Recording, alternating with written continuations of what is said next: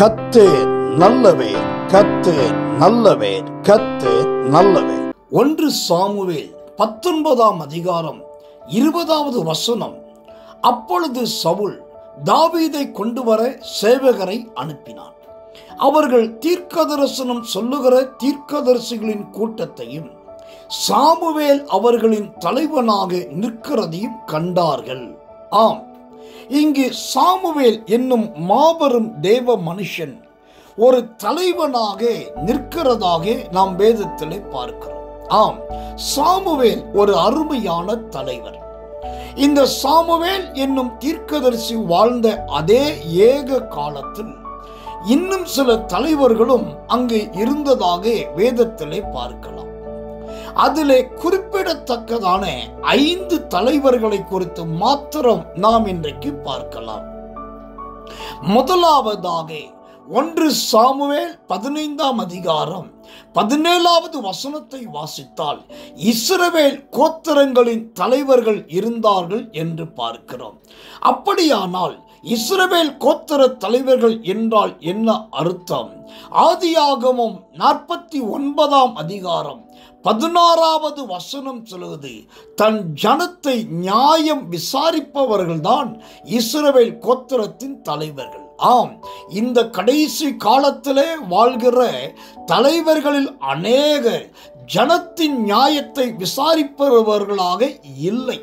ஆனால் வேதாகம கால தலைவர்களோ ஜனத்தினுடைய காரியத்தை விசாரிக்கிறவர்களாக இருந்தார்கள். நம்முடைய ஆண்டவரும் நம்மை விசாரிக்கிறவர். நாமும் ஜனத்தினுடைய குறைவுகளை விசாரிப்போம். அப்போ தேவன் நம்மையும் இந்த இஸ்ரவேலின் கோத்திரங்களின் தலைவர்களைப் போல மாற்றுவார். கர்த்தர் நல்லவர். இரண்டாவதாக 1 சாமுவேல் 10ஆம் அதிகாரம் 1வது வசனம் சொல்லுகிறது, சுதந்திரத்தின் மேல் இருந்த தலைவர்கள் என்று சொல்லி. ஆம், சுதந்திரத்துக்கென்று சில தலைவர்கள் இருந்திருக்கிறார்கள். அப்படியானால் இந்த தலைவர்கள் எதை குறிக்கிறவர்களாய் இருக்கிறார்கள்? எபேசியர் புஸ்தகம் 1ஆம் அதிகாரம் 14வது வசனத்தை வாசிக்கும் போது, அவருக்கு சொந்தமானவர்கள் மீட்கப்படுவார்கள். ஆமென், சோத்திரம். சுதந்திரத்தின் தலைவர்களாய் ஒருத்தர் இருந்தால் அவர்கள் இருக்கிற இடத்திலே ஜனங்கள் சோத்திரம் தேவனுக்கு சொந்தமானவர்களாய் மாறுவார்கள்.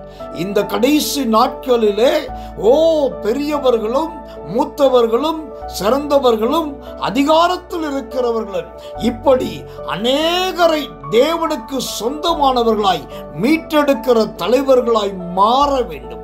இந்த செய்தியை கேட்கிற உங்களையும் கூட அநேகரை கர்த்தருக்கென்று சொந்தமானவர்களாய் மீட்டெடுக்கிற அந்த ஆத்தும அறுவடையின் பணியின் கீழே தேவன் உங்களை தலைவராக நடத்துவாராக.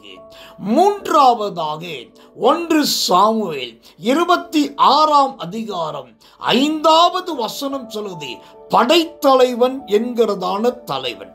ஆம், படைக்கே தலைவன். குதிரைப்படை உண்டு, யானைப்படை உண்டு, காலாட்கள் படை உண்டு. இப்படி பலவிதமான படைகள். அந்த எல்லா படைக்கும் ஒரு தலைவன். அவனுக்கு பேர்தான் படைத்தலைவன் என்று வேதம் சொல்லுது. இந்த படைத்தலைவன் என்றால் யார் தெரியுமா? 2 ராஜாக்களின் புஸ்தகம் 5ஆம் அதிகாரம் 1வது வசனம் சொல்லுகிறது, பெரிய மனுஷனும் எண்ணிக்கை உள்ளவனுமாய் இருந்தான். ஆமென். சாமுவேல் என்னும் தீர்க்கதரிசியை கூட ஆண்டவர் பெரிய மனிதராகவும் அந்நாட்களில் இருந்தவர்களிலேயே எண்ணிக்கைக்கு உரிய சிறந்த மனிதராக தேவன் வைத்திருந்தார். தேவ பிள்ளைகளாகிய நாமும் கூட பெரிய தேவனை ஆராதிக்கிறவர்களாய் இருக்கிறபடினாலே உலகத்தாருக்கும் உலகத்துக்கு முன்பாக பெரியவர்களாக மாற வேண்டும். பெரிய மனிதர்களாக தேவன் நம்மை மாற்ற வேண்டும். அதற்கு நம்முடைய ஜீவியம் தேவனுக்கு ஏற்றதாய் இருக்க வேண்டும். கர்த்தர் நல்லவர், கர்த்தர் நல்லவர், கர்த்தர் நல்லவர். இந்த தலைவன் என்கிற சாமுவேலின் காலத்தில் வாழ்ந்த 4வது தலைவரை குறித்து வாசிக்கலாம். 1 சாமுவேல் 21ஆம் அதிகாரம் 7வது வசனம் சொல்லுகிறது, மேய்ப்பருக்கு தலைவராய் இருந்தவர்கள் இருந்தார்கள் என்று சொல்லி. ஆம், நாடுகளுக்கு தலைவன் அல்ல, மெய்ப்பர்களுக்கு தலைவன்.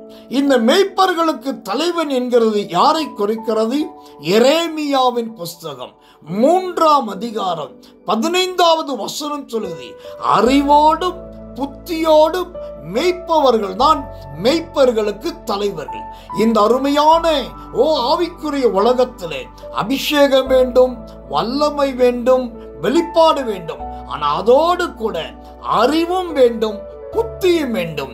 இந்த அறிவும் புத்தியும் திரளாய் இருந்தால் இந்த உலகத்தில் உள்ளவர்களுக்கு முன்பாக கிறிஸ்துவின் ஞானத்தை நம்மால் வெளிப்படுத்த முடியும். அப்படிப்பட்ட ஞானமும் அறிவும் புத்தியும் நிறைந்த மெய்ப்பனின் தலைவர்களாக தலைவிகளாக கர்த்தர் உங்களை மாற்றுவாராக. கர்த்தர் நல்லவர், கர்த்தர் நல்லவர், கர்த்தர் நல்லவர். 5ஆவதாக 1 சாமுவேல் 13ஆம் அதிகாரம் 14வது வசனம் சொல்லுது, தம்முடைய ஜனங்கள் மேல் இருந்த தலைவர்கள். ஆம், ஜனத்துக்கென்று இருந்த தலைவர்கள். இவர்கள் எதை குறிக்கிறவர்களாக இருக்கிறார்கள்?